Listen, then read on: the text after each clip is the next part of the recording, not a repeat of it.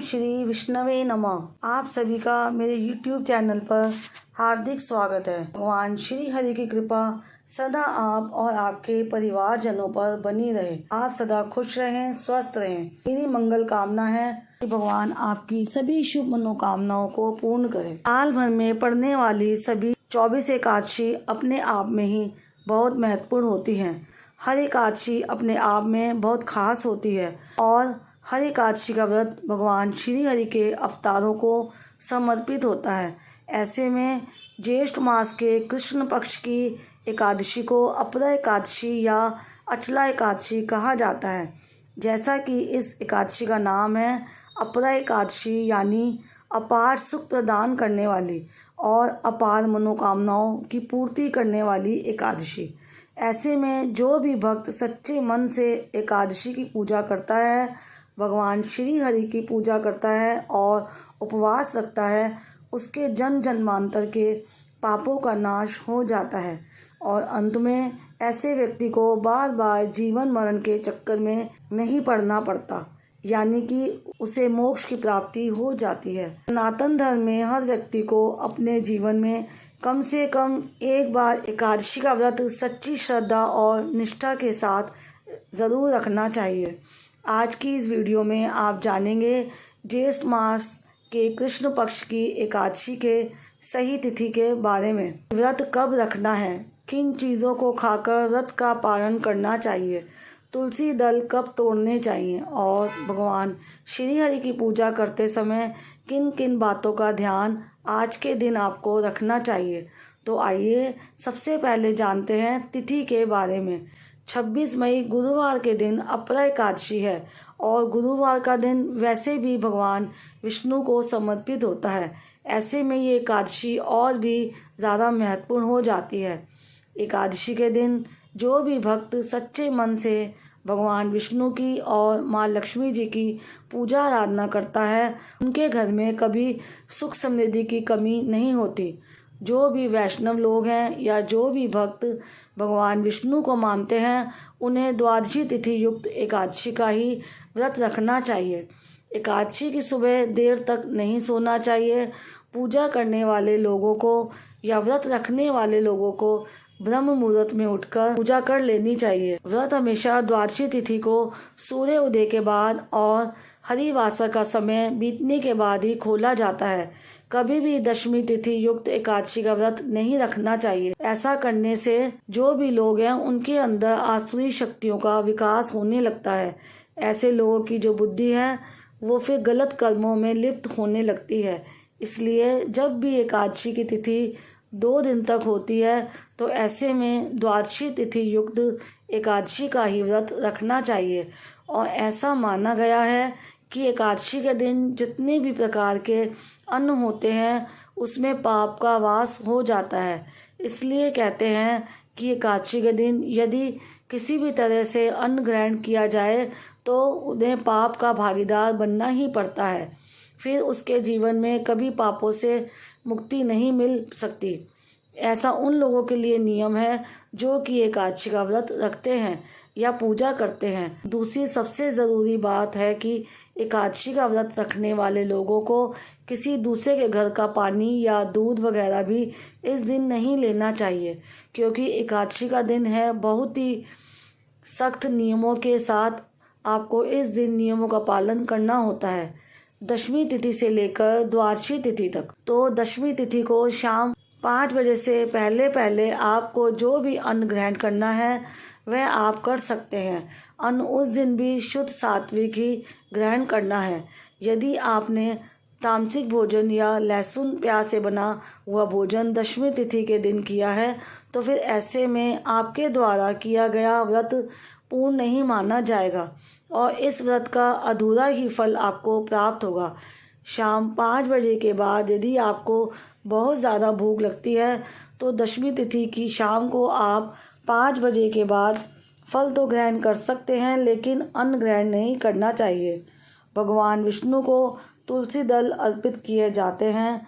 तो दशमी तिथि को शाम 5 बजे से पहले पहले ही यानी कि सूर्यास्त होने से पहले ही हर हाल में तुलसी दल भी तोड़कर रख लेने चाहिए। अक्सर लोग तुलसी दल तोड़ना भूल जाते हैं, तो ऐसे में अपने आप गिरे हुए तुलसी दल भी आप उन्हें उठाकर उन्हें साफ जल से धोकर भगवान श्री हरि को भोग में समर्पित कर सकते हैं।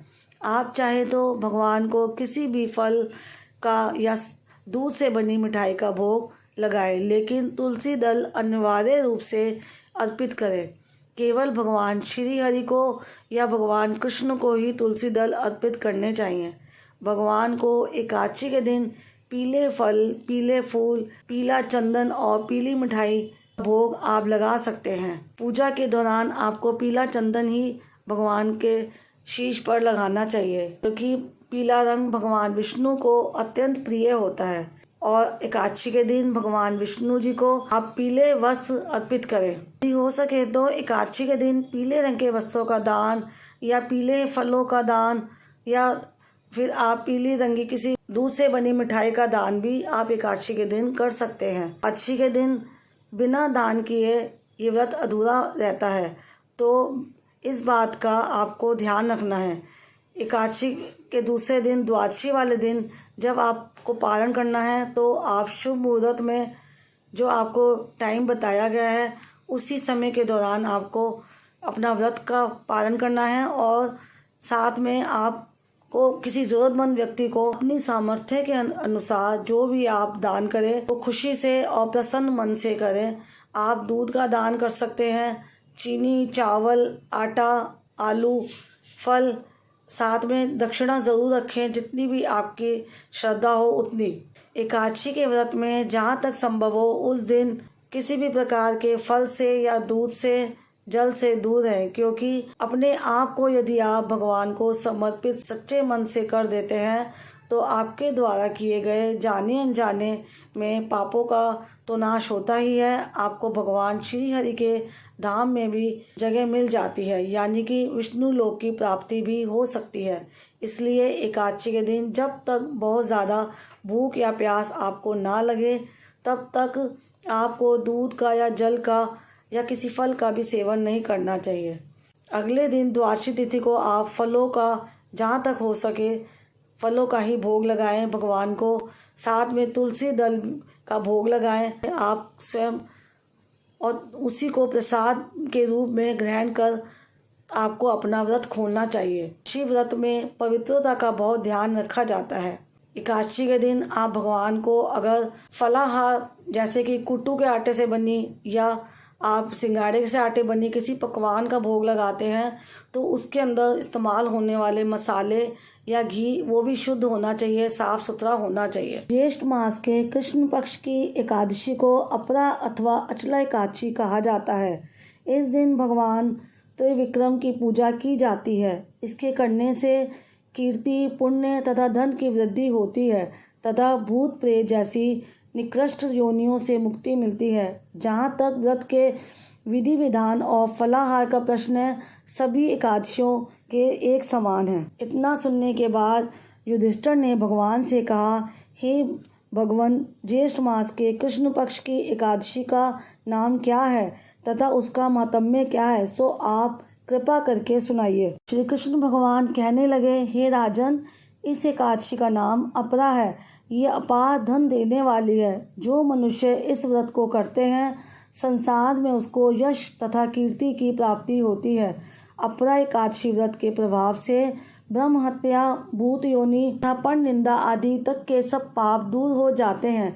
इस व्रत से पर स्त्री गमन, झूठी गवाही देना, असत्य भाषण, कल्पित शास्त्र पढ़ना या बनाना, झूठा ज्योतिषी, झूठा वैद्य बनना आदि तक के पाप नष्ट हो जाते हैं। जो क्षत्रिय होकर युद्ध से भाग जाते हैं वे नरकगामी होते हैं, परंतु अपरा एकादशी का व्रत करने से उन्हें भी स्वर्ग की प्राप्ति होती है। जो शिष्य गुरु से विद्या ग्रहण करते हैं और बाद में उनकी निंदा करते हैं वे अवश्य नरक में पड़ते हैं, परंतु अपरा एकादशी का व्रत करने से वे भी इस पाप से मुक्त हो जाते हैं।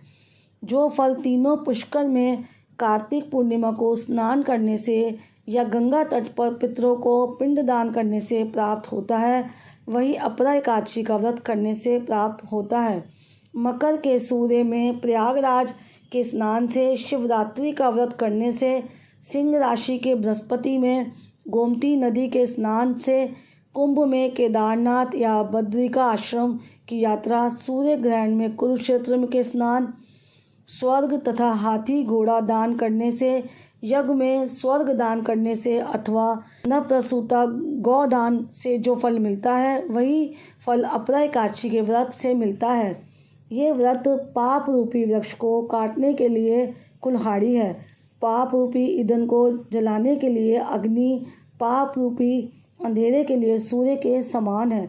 अपरा एकादशी का व्रत तथा भगवान का पूजन करने से मनुष्य सब पापों से छूटकर विष्णु लोक को जाता है। हे राजन, ये अपरा एकादशी की कथा मैंने लोकहित के लिए कही है।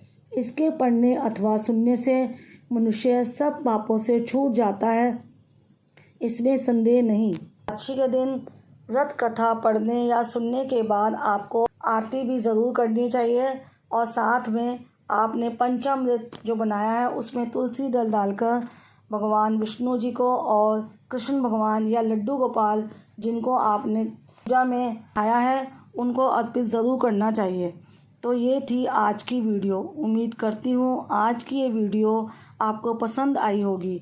वीडियो अच्छी लगी है तो वीडियो को लाइक और शेयर ज़रूर करिएगा और चैनल को सब्सक्राइब भी ज़रूर करिएगा ताकि आने वाली वीडियो की जानकारी आपको समय पर मिल सके।